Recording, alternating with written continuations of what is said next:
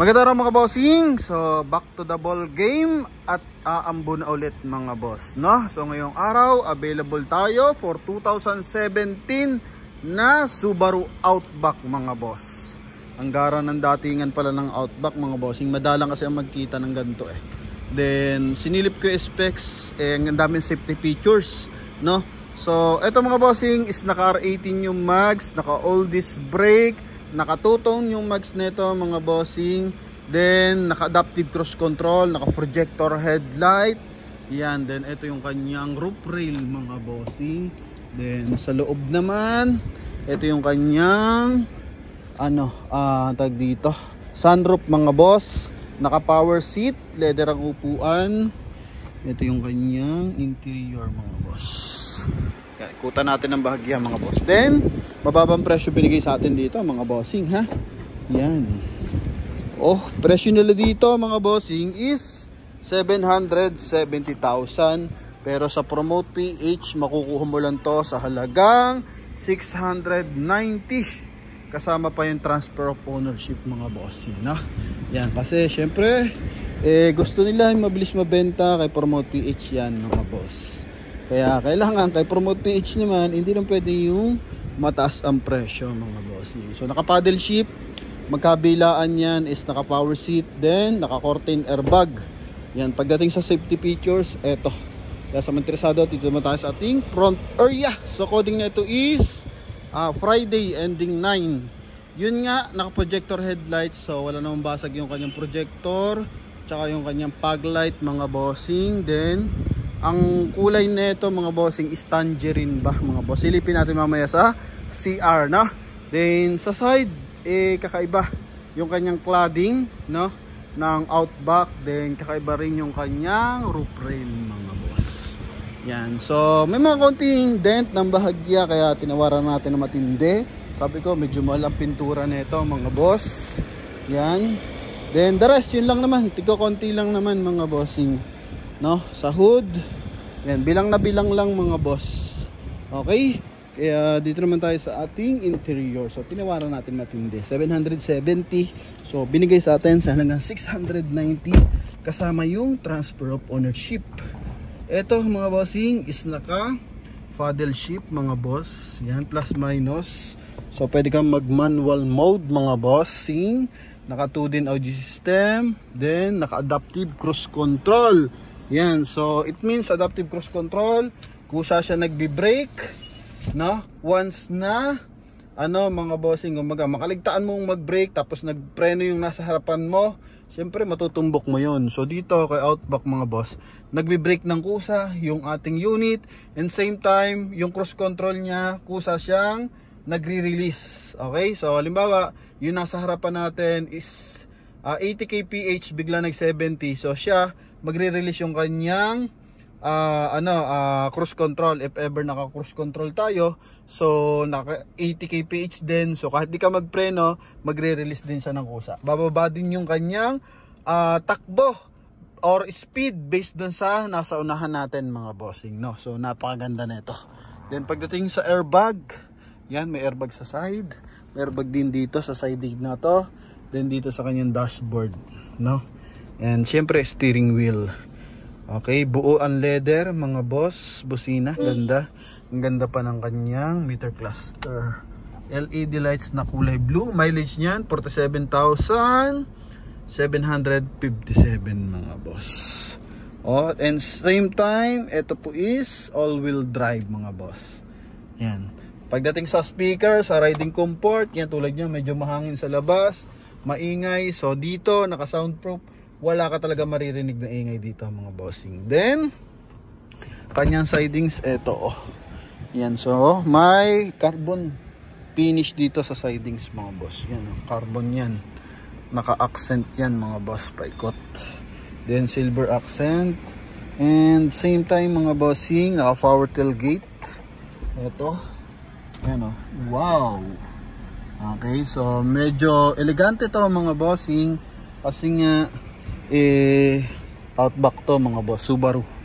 Yan, so if ever na babae yung magdadala o medyo social, so hindi ka na mahirapan mag-angat-angat pa, hindi ka na magkakamuscle, para mag-angat-angat ng trunk compartment. Then, meron siyang memory height mga boss. Okay, kung medyo matangkad ka, medyo mababa, so hindi babagsak sa'yo yung trunk compartment. Then, may blind spot, off and on mga boss, no?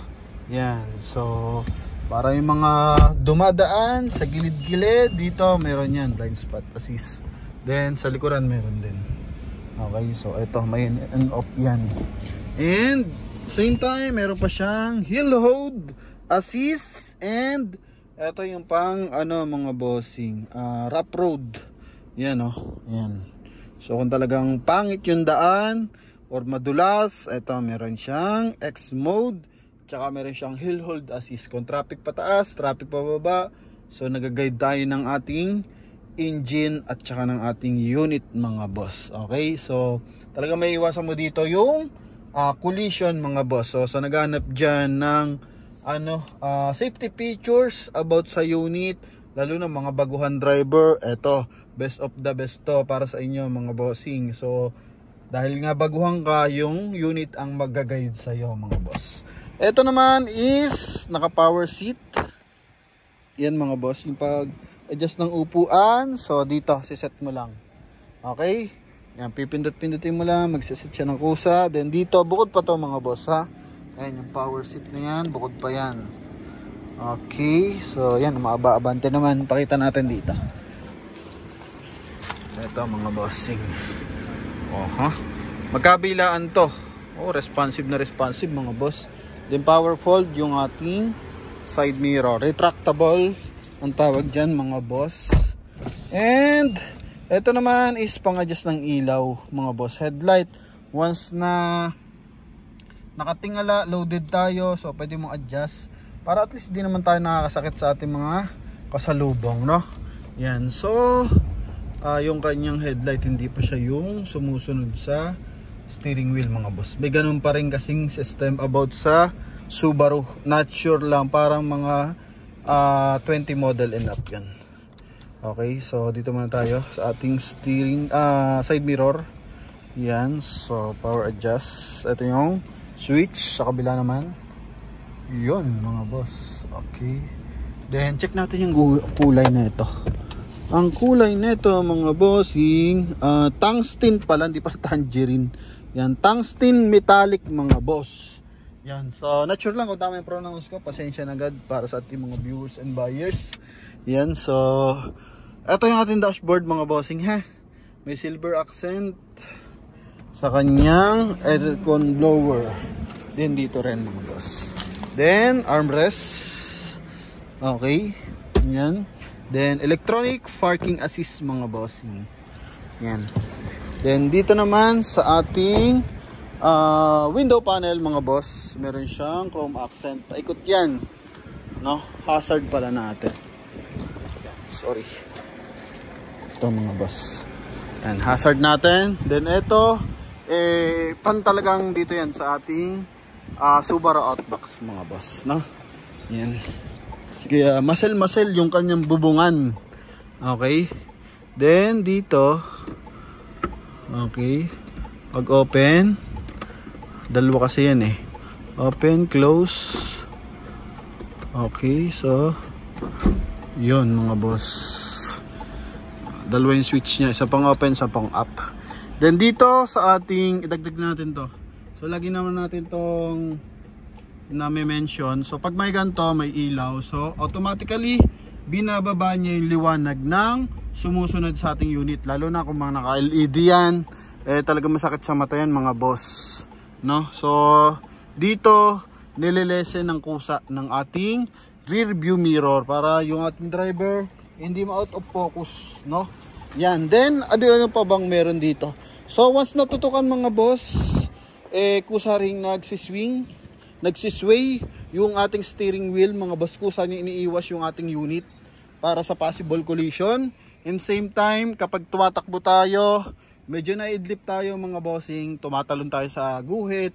So eto is meron siyang may tawag doon mga boss hindi ko lang mawari mga boss, pero yung pinaka line detector niya mga bossing yan. So permanent siyang naka-straight lane. Then, eto, naka-double liner kasi yan mga boss. Yan, kaya naka-soundproof yan mga bossing. Okay. Tsaka, syempre, ganda ng speaker nito.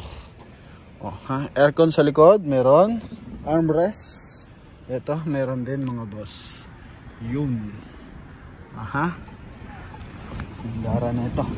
Then, yun nga, 770. Binigay sa atin ng 690,000 mga boss. Kasama yung transfer of ownership.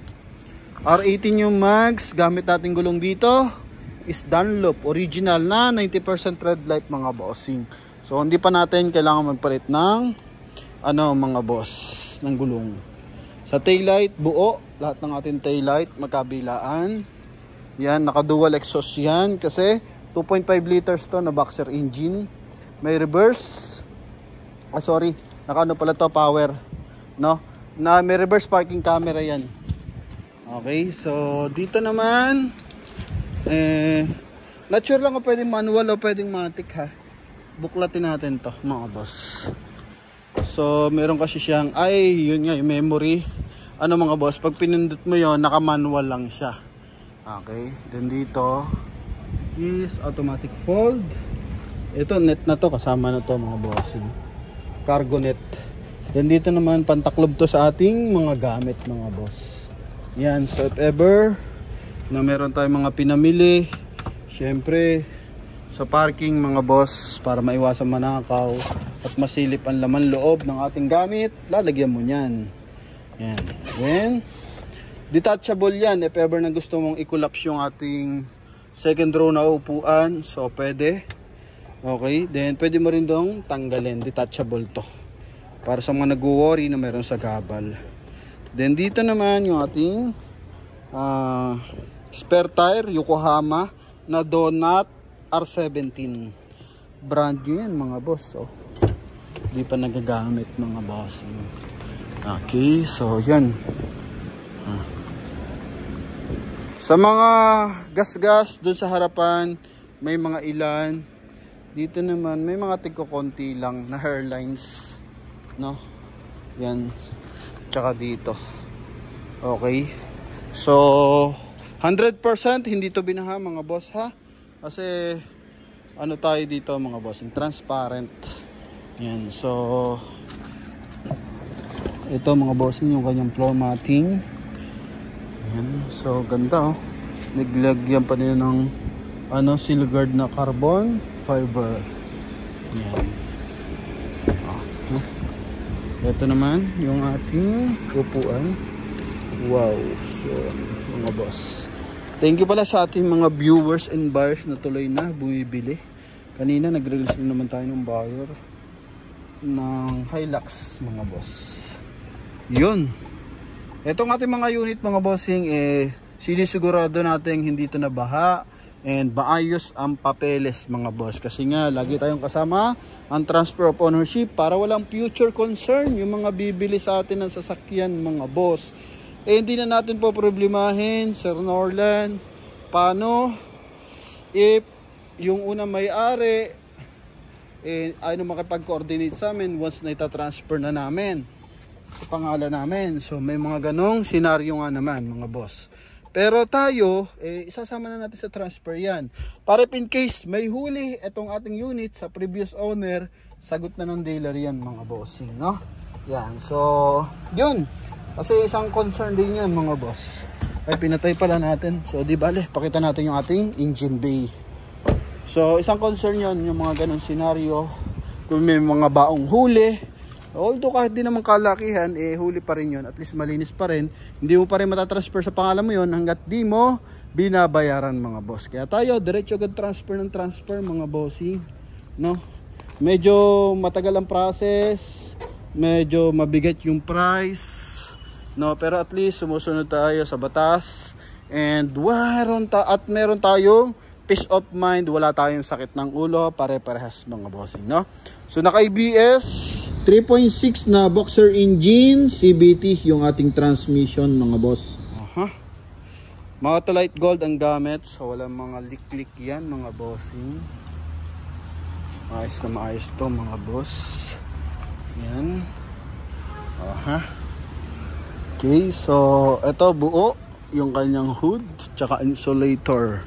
So ito mga bossing, para sa ating mga buyer na interesado, ito naman buo yung kanyang panel. Lahat mga boss is buo. Pati dito, yan o, buo yan mga boss. Okay, buo mga bossing. So pag may mga putol, yan may mga ano yan, possible na untog, na atrasan mga boss, no? Then dito naman may mga konting gas-gas. Ito, may mga ganyan. Pero mahalaga, hindi ito inabot. Kasi, pag putol yun, aalog-alog yan. So, medyo mahal magpapalit ng headlight mga bossing. Okay, medyo mahal sa parts ng sasakyan ang headlight. Kaya, ito mga boss, titiyak natin buo yung mga headlight tsaka taillight mga boss, no? And, ito lang yan. Mga minor issue niyan, ha? May dent, gas-gas ng konti. Yan mga bossing, sa mga interesado para sa ating Subaru Outback, eto, ha? Highly recommended to mga bossing, no? Sa halagang 690,000 kasama yung transfer of ownership. So tinawaran na natin na matindi from 770, binigay sa atin ng 690,000 mga bossing. So yun lamang mga boss, thank you very much and congrats na agad sa ating buyer na makakuha na ito.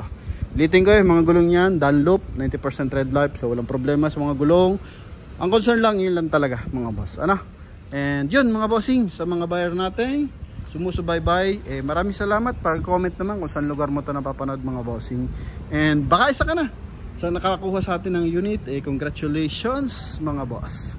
Thank you and bye bye sa patuloy na nangarap magkakotse. Ipon-ipon lang mga bossing, kayang-kaya yan mga boss, no? Yan, then ito pala is awaiting tayo sa ating buyer na nasa US. Nag-reserve na to, 2 beses na nag-reserve. Ang problem na lang, payment mga boss, no? Sa payment, naihulog na nila, ang tagal ng clearing. So medyo malaking amount kasi. Tigsi 700,000 lang kasi yung unit natin. Pinadalhan tayo ng, pinadala niya kasi is 2.8 million. So nagkaroon pa ng concern tuloy sa mga bangko. So pag ganun kalaki, 2.8 million, lalo na maliit yung branch ng bangko mga bossing, ilang araw yan bago aprobahan kasi magre-release sila ng masyadong malaking pera mga boss, no? So i-ready pa nila yan. So yun mga bossing, idea lang yan para sa ating mga viewers and buyers. Yun, congrats pa rin kay madam na darating ngayong Sunday at siya nakukuha ng ating Audi Q3 4. Yan, congrats kay madam, thank you and God bless, bye bye.